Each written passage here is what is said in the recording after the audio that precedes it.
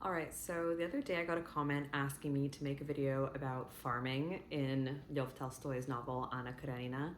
And when I tell you, I don't think I've ever been so excited by a YouTube comment. And I know that sounds absolutely ridiculous, but Anna Karenina is just like one of my favorite novels of all time. It's the reason why I decided to pursue a career in researching Russian literature. If you're new here, by the way, I'm a PhD. I study Slavic languages and literatures, and I like to make YouTube videos kind of breaking down some works that are deemed classics or inaccessible, but I also like to talk about my own research and kind of my more niche interests in the Slavic field. But today I'll just talk about farming. And I think this is a neglected topic when we study this novel because obviously it's a lot less sexy than the Anna Vronsky plot line. And I know when I first read it, I was like, I didn't care at all about Levin. Like, I was in high school. I was like, who cares about this guy and agriculture? And I could not care less. But the older I get and the more I read this novel, and that's why I absolutely love it, because I feel like every time I read it, I get something completely new out of it. I find myself more drawn to Levin as a character and just to the world that he inhabits. And farming's a big part of that. So Anna Karenina takes place around the year 1861, which is when we had the emancipation of the serfs. So essentially the abolition of slavery in Russia. Now, what was unique about serfs is that they were tied to land as opposed to a person or an owner. So you would see these generations of serfs working the land of a certain noble family, but really this was, I don't know how I'd put it, a way of life that kind of disappeared overnight almost. And the immediate aftermath of this abolition of serfdom was not, hey, everybody's equal now, let's bring in socialism or something. It was that these serfs, who many of whom, were attached to this land that they were raised on, or even attached to the families they worked for. I don't want to glorify serfdom by any means, but suddenly they had to pay for the land that they were working. They'd have to buy that land or rent it from their former, masters. And obviously, many of them could not afford to do that. They had to take on debt. And for a lot of people, their quality of life actually went down for landowners and serfs alike. So that was the immediate aftermath. Of course, the emancipation led to greater reforms in the Russian Empire, and overall we can say it was a good thing, but I mean, change does not happen overnight, ever. These things can have unintended consequences, and this is a problem that Tolstoy is very much preoccupied with in this novel. We see Levin as somebody who advocates who I guess he just can't see the value in educating serfs. He's like, wait, why should they go to school? I don't get it. And his liberated brother and the people around him are like, are you crazy, man? Of course they should have the right to education. But he actually lives in close proximity to serfs. He talks to them. He knows a lot of them, and he knows that this is not something they're necessarily interested in doing. This is like this kind of liberal ideal that's being forced onto them. Sorry, I feel like I'm getting sidetracked. But essentially there's this really iconic mowing scene where Levin, who is of course a nobleman, decides to roll up his sleeves and just get into it, get into the mowing. And Tolstoy describes how he has this kind of transcendental experience while doing so. He forgets about his worries. He falls into rhythm with the people around him. But the second he starts to think about what he's doing, he makes mistakes. And so the key is just not to think, it's just to feel, like just to move with your body in rhythm with these people around you. And when it's time for the lunch break, actually a serf shares his lunch with him. And I think he even hears, singing in the distance. So it's really this kind of beautiful moment. And it's very impactful for Levin.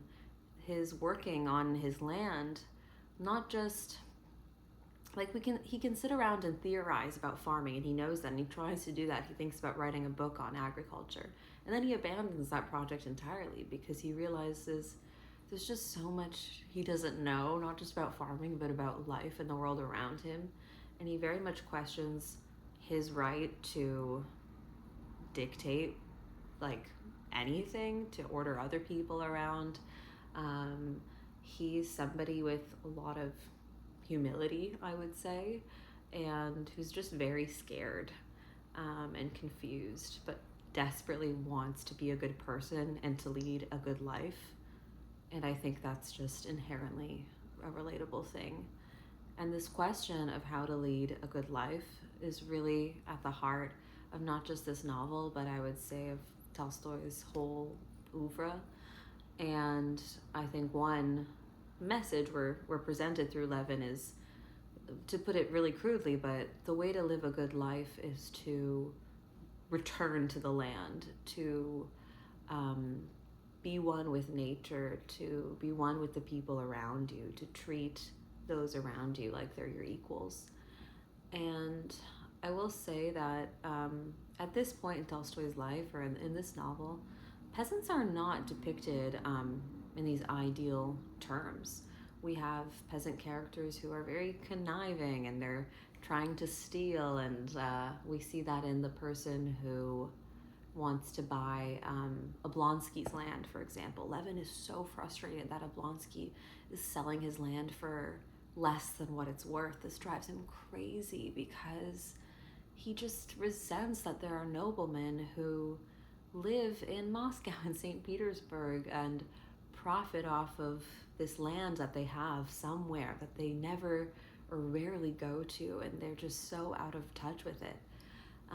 And Levin really feels alienated when he's in one of those capitals. He hates it. He hates being in the city. He can't wait to get back to his estate. And I think there's just something so admirable in this model of stewardship that Tolstoy presents us with, and this model of kind of male purpose, because we have other male characters who seek purpose in working in the bureaucracy, like Karenin or Oblonsky, or being in the military, like Vronsky. But none of them are really actually doing anything or making a difference. Perhaps Karenin is. I mean, he's very productive and hardworking. I don't know what he gets up to, but Levin is the one who really cares. He cares about how he spends his days, his life, and he wants to get it right so badly. What else can we say about farming? Gosh, I don't know. Okay, we can talk about time.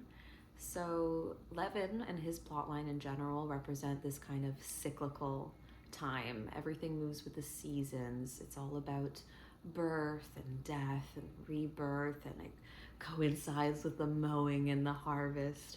And I say that kind of facetiously, and I don't mean to, but that's just how time operates in Levin's plotline. And then we have Anna, who's connected with progress and industrialization, all those trains she takes, and moral degeneration. So we have this kind of linear march forward throughout history, and then Levin is where we really get to pause and reflect about the cyclical nature of things, and the fact that there really is no unique human experience, and we all grapple and struggle with the same, not the same things, but these same kind of questions.